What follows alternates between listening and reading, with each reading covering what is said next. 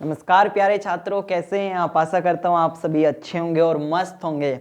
दोस्तों, इससे पहले वाली जो क्लास आपको कल 3 बजे लाइव थी, उसमें मैंने आपको बताया था बुध के बारे में कुछ महत्वपूर्ण डिटेल, तो आपने वे पढ़ ली होंगी। अब मैं इस क्लास का पार्ट 2 आपके सामने पेश करता हूँ। पार्ट 2 में आपको मैं कुछ और इम्पोर्टेंट फैक्ट बताऊंगा। गौतम बुद्ध के बारे में हम पढ़ रहे थे, बौद्ध धर्म के बारे में, तो आप अपनी कॉपी में डाल लीजिए बौद्ध धर्म। यकीन मानिएगा, इनसे बाहर एक भी पर्सन नहीं आने वाला है ना। चलिए, तो मैं आपको बता चुका था कि आपको मैंने यहां तक बताया था, ये इंपॉर्टेंट आप डाल लीजिए। 29 वर्ष की आयु में 29 वर्ष की आयु में गृह त्याग। ठीक है, अगर आपसे ये पूछ ले जाए गौतम बुद्ध ने कितने वर्ष की उम्र में गृह त्याग किया, तो 29 वर्ष की उम्र में गृह त्याग किया। चलिए आगे बढ़ते हैं। इनके गृह त्याग को क्या कहा गया, तो नाम नोट रखिएगा। महाभी निष्क्रमण। महाभी निष्क्रमण बहुत बार पूछा जाता है। महाभी निष्क्रमण कहा गया, भाई याद रखिएगा। क्या कहा गया? महाभी निष्क्रमण कहा गया। राइट, चलिए आगे बढ़ते हैं। ये हो गया। अब इसमें आता है कि जब ये जा रहे थे, जब इन्होंने गृह त्याग कर दिया, तो फिर सन्यास जब इन्होंने लिया, तो यहां से क्वेश्चन बन जाता है, सन्यासी के रूप में सन्यास किस तट पर ग्रहण किया। यहां पे तट का नाम पूछ लिया जाता है, यह भी इंपॉर्टेंट डाल लीजिए। सन्यासी के रूप में किस तट पर उन्होंने सन्यास ग्रहण किया, तो उस तट का नाम आपको याद रखना है, अनोमा नदी के तट पर। कहां पर? अनोमा नदी के तट पर। कहां पर? अनोमा नदी के तट पर। जब इन्होंने अनोमा नदी के तट पर दोस्तों सन्यास ग्रहण कर लिया, उसके बाद ये निकल पड़े। अब निकल कहां पड़े, यहां से भी क्वेश्चन बनता है। देखा ट्रिक पढ़ाने की, कि भाई देखो, जब इन्होंने 29 वर्ष की आयु में गृह त्याग कर दिया, ठीक है भाई, आपने गृह त्याग कर दिया, उसके बाद ये जब इन्होंने गृह त्याग किया तो इसको हमने क्या कहा? महाभी निष्क्रमण के नाम से। उसके बाद ये सन्यास ले लिया। ठीक है भाई, आपने सन्यास भी ले लिया। अब सन्यास के रूप में ये गए कहां पे? ये बच्चों तट पर गए। कौन से तट पर? अनोमा नदी के तट पर। कई बार पूछा जाता है। चलिए, इतना हो गया। अब जब ये निकल चुके थे, तो इनको, जब इन्होंने सन्यास ले लिया, तो इनको अब ये किस चीज के लिए निकले, तो आपको ये पता होना चाहिए, महाज्ञान की प्राप्ति के लिए निकले। ये देखिए, महाज्ञान की प्राप्ति के लिए निकले। लो जी, आप महाज्ञान की प्राप्ति के लिए आप निकल चुके। सन्यास भी हमें पता, आपने अनोमा नदी के तट पर ले लिया। अब आप महाज्ञान की प्राप्ति के लिए किधर की ओर निकले, कहां पर आपको महाज्ञान मिला, तो वो क्वेश्चन भी याद रखिए।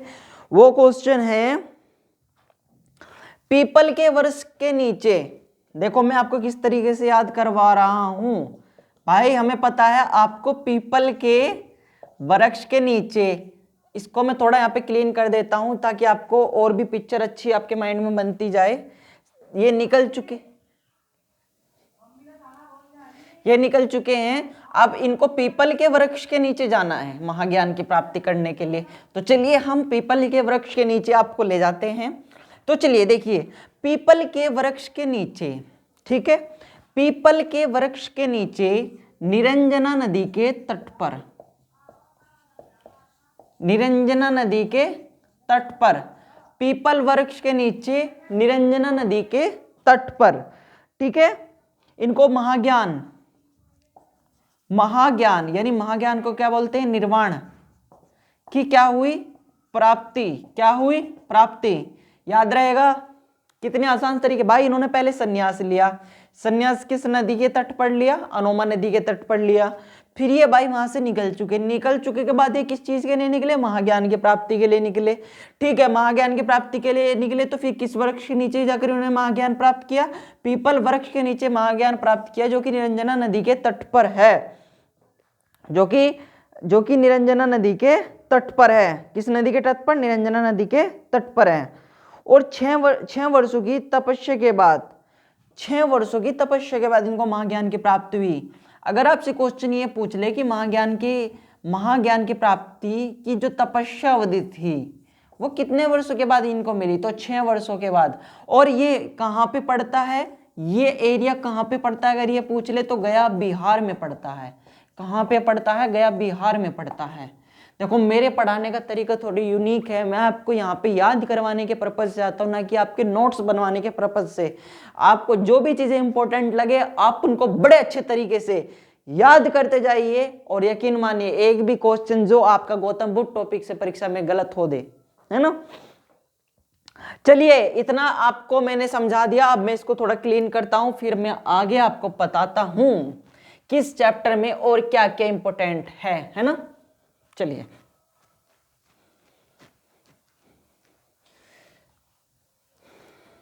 चलिए तो मैं बढ़ता हूं फिर आगे मैं आपको बता रहा था गौतम बुद्ध।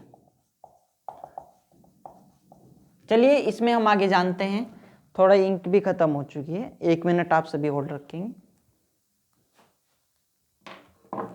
दोस्तों जैसा कि आप सभी को पता है हमारा अभी हर कक्षा के लिए हमारी क्लासेस आपके सामने सदैव चल रही हैं, और यकीन मानिए आप सभी अगर कंटिन्यू मेरे साथ पढ़ाई कर रहे हैं तो आपकी सभी चीज़ें याद भी हो रही होंगी, ऐसी बात नहीं है।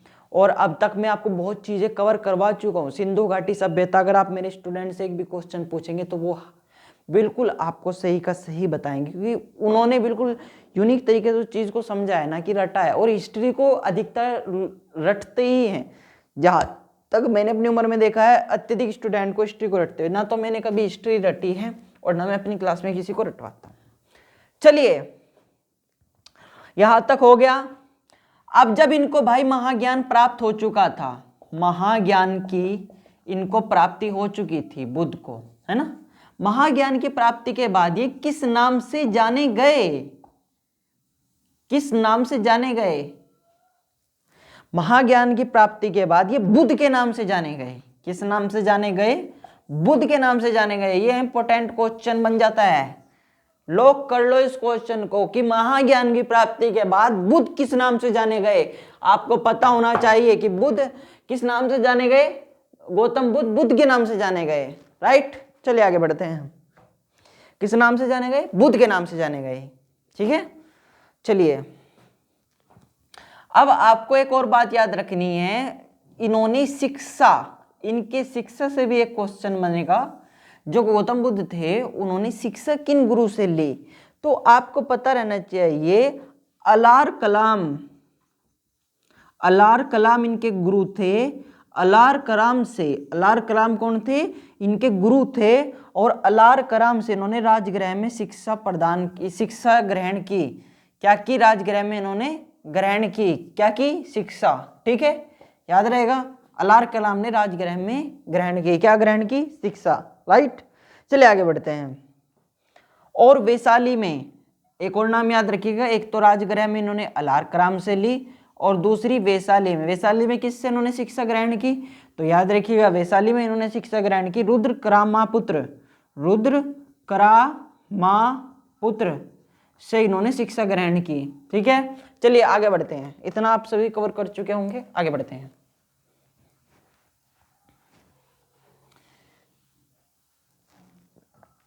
तो लीजिए फिर आगे हम बढ़ रहे हैं, है ना। देखो अब आती है बात उपदेश की। भाई इन्होंने शिक्षा भी ग्रहण कर ली, अब उपदेश से क्या क्या क्वेश्चन आते हैं? तो पहला ही क्वेश्चन आता है बच्चों, ये याद रखिएगा आप, पहला क्वेश्चन ये आता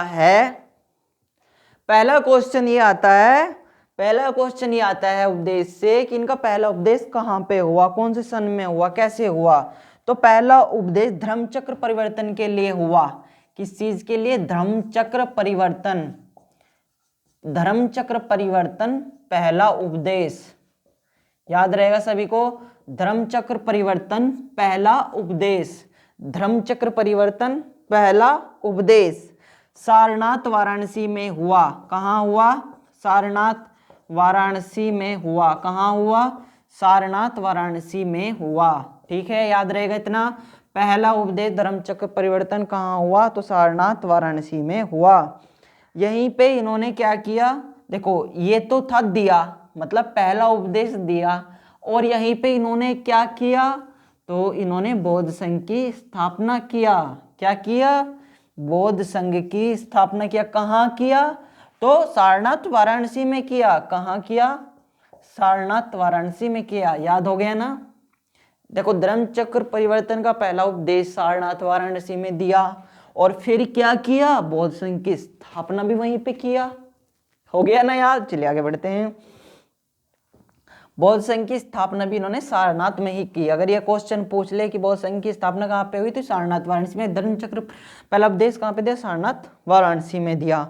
चलिए, और यहीं पे इन्होंने एक चीज को फॉलो करने का सभी को क्या दिया? निर्देश दिया। कौन सा निर्देश दिया? बौद्ध, यहां पे इसको इस प्रकार लिख लेना है आपको, बुद्ध संघ धम धम। बुद्ध संघ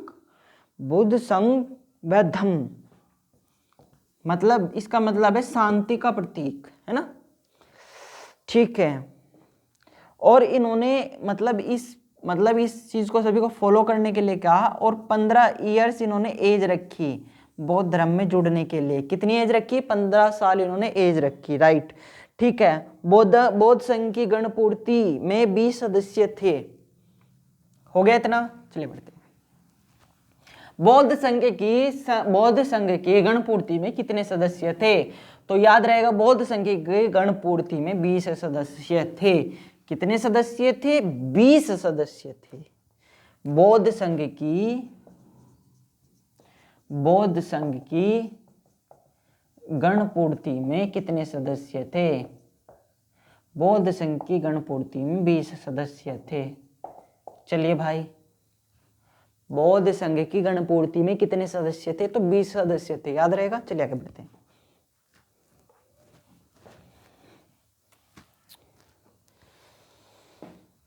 पहला शिष्य कौन था? पहला शिष्य कौन था? तो पहला शिष्य था इनका तपस्सु व कलिक। तपस्सु व कलिक। कौन था? तपस्सु व कलिक। दूसरा शिष्य कौन था? दूसरा शिष्य था इनका महिला शिष्य। महिला शिष्य कौन थी इनकी? महिला शिष्य का नाम याद कीजिए, गौतमी बुद्धा। ठीक है। महाज्ञान की प्राप्ति के बाद बुद्ध ये तथागत कहलाए, है ना? महाज्ञान की प्राप्ति के बाद बुद्ध कहलाए, ये बात याद रहेगी। इनके प्रसिद्ध देखो क्वेश्चन मैंने आपको हर टाइप से बताया, जहां से भी क्वेश्चन बन सकता है। शिष्य से अगर क्वेश्चन बनेगा तो इनमें ही बनेगा। प्रसिद्ध, अगर शिष्य आपसे पूछ लिया जाए भाई इनका प्रसिद्ध शिष्य कौन था, तो याद रखना है इनका प्रसिद्ध शिष्य आनंद व उपाली थे। आनंद व उपाली इनके 2 प्रसिद्ध शिष्य हुए भाई। ठीक है, याद रखिएगा। वेरी इंपॉर्टेंट मैं इसको लिख रहा हूं, अगर मेरी कलम से वेरी इंपॉर्टेंट है तो वेरी इंपॉर्टेंट है वो। ठीक है। चलिए, अब क्वेश्चन ये भी बनता है कि इन्होंने उपदेश तो दे दिया, लेकिन वो उपदेश कौन सी भाषा में था? तो याद रखिएगा, इनका जो उपदेश था वो पाली भाषा में था। एक क्वेश्चन ये भी बन सकता है, कौन सी भाषा में इन्होंने उपदेश दिया? तो पाली भाषा में इन्होंने उपदेश दिया। ठीक है, चलिए आगे बढ़ते हैं।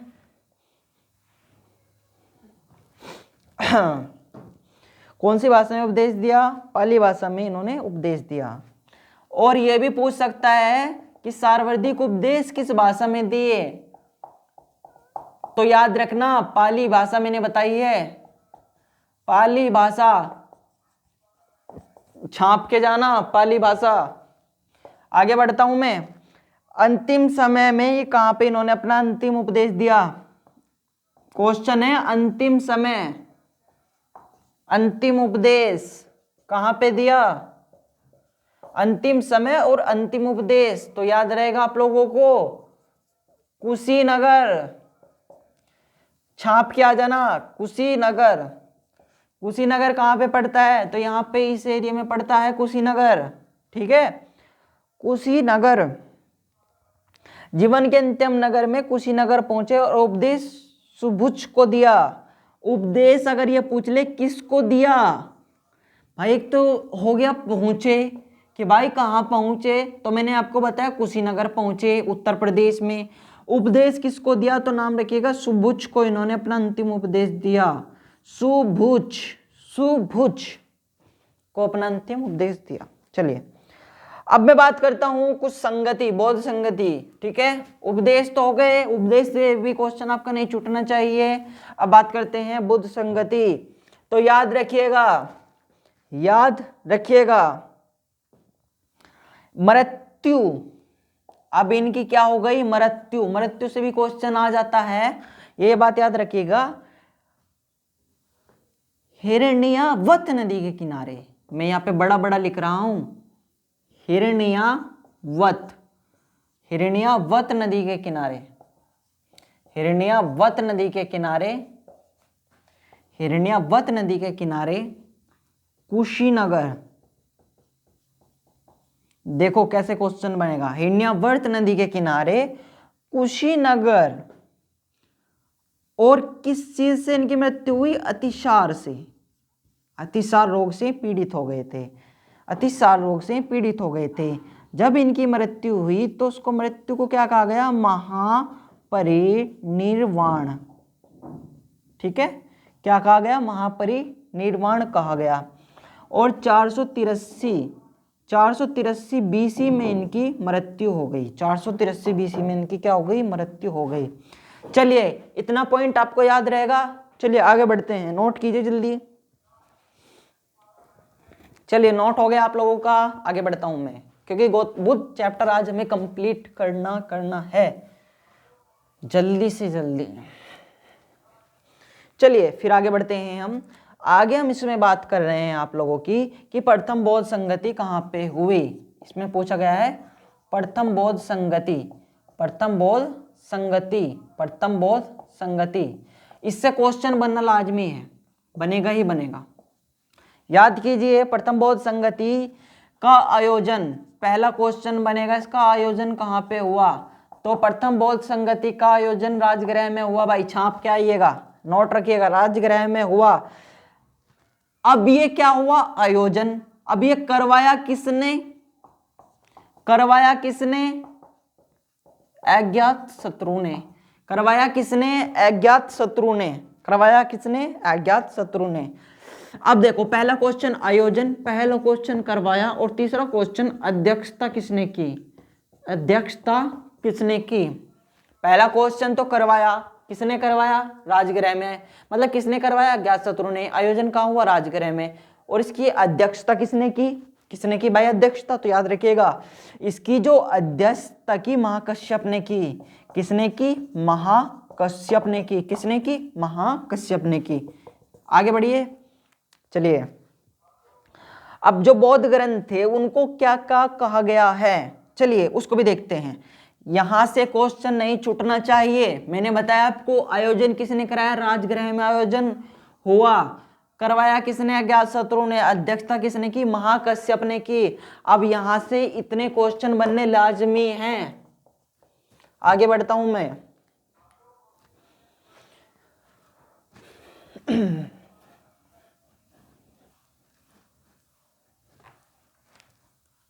चलिए आगे बढ़ रहा हूं मैं, आगे बढ़ रहा हूं मैं। देखो जो बौद्ध ग्रंथ थे उनको क्या कहा गया है, मतलब आपको पता होना चाहिए बौद्ध ग्रंथ, यहां से भी क्वेश्चन बनता है। सबसे पहले तो इनको पिटक कहा गया। बौद्ध ग्रंथों को क्या कहा गया है, पिटक कहा गया है। क्या कहा गया है, पिटक कहा गया है। अब पिटक में भी आता है दो चीजें, पहला तो बुद्ध की शिक्षाएं, बुद्ध की शिक्षाएं। नंबर दूसरी पे आती है बात बौद्ध संघ के नियम, बौद्ध संघ के नियम। पहले तो आती है बात बुद्ध संघ की शिक्षाएं, दूसरा आता है बौद्ध संघ के नियम, ठीक है। देखो जो बौद्ध संघ के नियम थे इनकी जानकारी तो मिलती है आपको विनय पिटक में। बौद्ध संघ के नियम की जानकारी किन किन चीज में मिलती है आपको, विनय पिटक में। और जो बुद्ध की शिक्षाएं थी इनकी जानकारी आपको मिलती है सूत पिटक में। कहाँ पे, सूत पिटक, इसकी जानकारी कहाँ पे मिलती है आपको? सूत पिटक में मिलती है। याद रखिएगा, यहाँ से क्वेश्चन ये बनेगा कि बौद्ध ग्रंथ की जानकारी किस में मिलती है? पिटक ग्रंथ में। और नहीं, ये किस चीज का मतलब क्या कहलाए बौद्ध ग्रंथ? तो पिटक कहलाए ग्रंथ। और बुद्ध की शिक्षाएं किस पिटक में मिलती है? तो सूत पिटक में मिलती है। और बौद्ध संघ के नियम क्या क्या है? तो बौद्ध संघ के नियम की जानकारी कहाँ पे मिलती है? विनय पिटक में। बुद्ध संघ की शिक्षा की जानकारी मिलती है सूत पिटक में। चलिए अब बात करते हैं द्वितीय बौद्ध संगति। द्वितीय बौद्ध संगति, आज ये चैप्टर हमें खत्म करना है। चलिए आगे बढ़ते हैं। पहली बौद्ध संगति आप लोगों ने पढ़ ली, बुद्ध की शिक्षाएं के बारे में जान लिया, ठीक है। अब मैं बढ़ता हूं आगे। द्वितीय बौद्ध संगति, मैं कहां पे जा रहा हूं? अब मैं जा रहा हूं द्वितीय बौद्ध संगति पे। द्वितीय बौद्ध संगति पे कहां पे जा रहा हूं मैं? द्वितीय बौद्ध संगति पे। तो चलिए छाप लीजिए भाई, द्वितीय बौद्ध संगति। द्वितीय बौद्ध संगति। चलिए द्वितीय बौद्ध संगति कहां पे हुई? पता होना चाहिए, वैशाली में हुई। वैशाली में हुई। यहां से क्वेश्चन ये बनेगा, आयोजन कहां पे हुआ? वैशाली में हुआ। पहला आयोजन कहां पे हुआ? राजगृह में हुआ।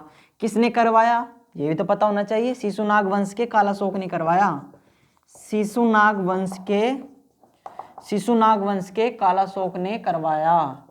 किसने करवाया? शिशुनाग वंश के कालाशोक ने करवाया। छाप के आ जाइएगा, किसने करवाया? शिशुनाग वंश के कालाशोक ने करवाया।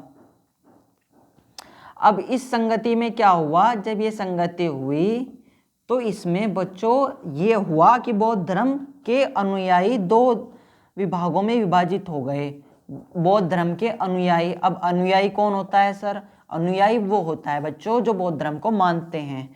वो दो भागों में क्या हो गए? विभाजित हो गए। सर दो भाग कौन कौन से थे ये तो बताइए। तो सुनिए, बौद्ध धर्म के जो दो भाग थे उनमें पहला आ जाता है स्थावीर और दूसरा आ जाता है महासंघिक। दूसरा कौन सा आ जाता है? महासंघिक आ जाता है। याद रहेगा। चलिए बस इसमें इतना ही पढ़ना है। द्वितीय बौद्ध संगति में इससे बाहर एक भी क्वेश्चन नहीं है, ये बात ध्यान रखिएगा। अगर इससे बाहर क्वेश्चन आ भी जाए तो मुझे बता दीजिएगा कि इससे बाहर क्वेश्चन आया। अरे कहाँ से आ जाएगा? आयोजन वैशाली में हो रहा, शिशुनाग वंश कालाशोक ये आयोजन करवा रहा। संगति कहाँ पे? बौद्ध धर्म के अनुयायी ने इसमें क्या हुआ? दो भागों में विभाजित होगा। चलिए आगे बढ़ते हैं। चलिए जी, आगे क्वेश्चन आता है आपका तृतीय बौद्ध संगति। आज हम तृतीय बौद्ध संगति से ही करेंगे, कल तीसरी क्लास में जैन धर्म भी वहीं से स्टार्ट हो जाएगा। तो चलिए तृतीय बौद्ध संगति, तृतीय बौद्ध संगति कॉपी में डाल लीजिए। तृतीय बौद्ध संगति कब? 251 BC में शुरू हुई। अच्छा, और क्या क्या क्वेश्चन बन सकता है? आयोजन कहाँ हुआ? आयोजन स्थल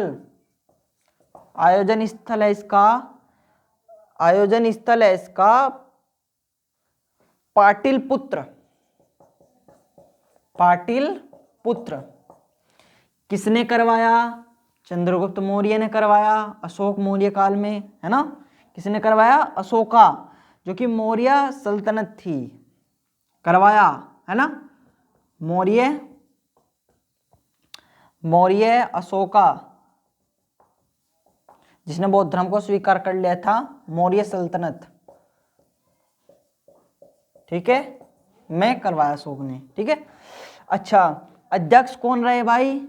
अगर अध्यक्ष पूछ ले इसके, अध्यक्ष का नाम याद रखना है, मोगलीपुत्रिम।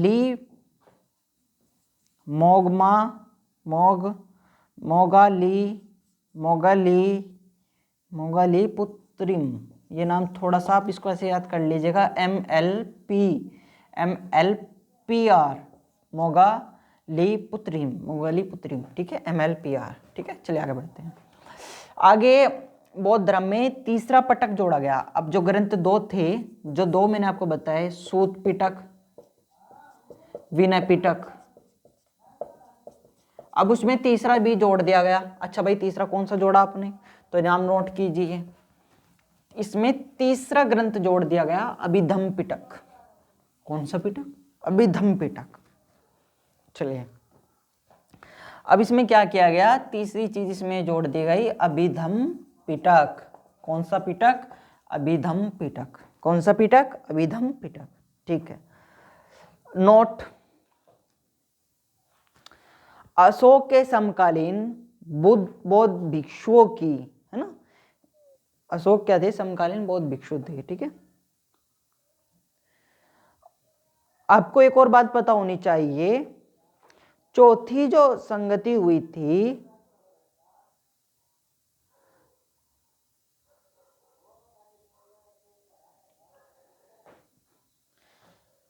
चौथी बौद्ध संगति हम कल पढ़ेंगे। ठीक है,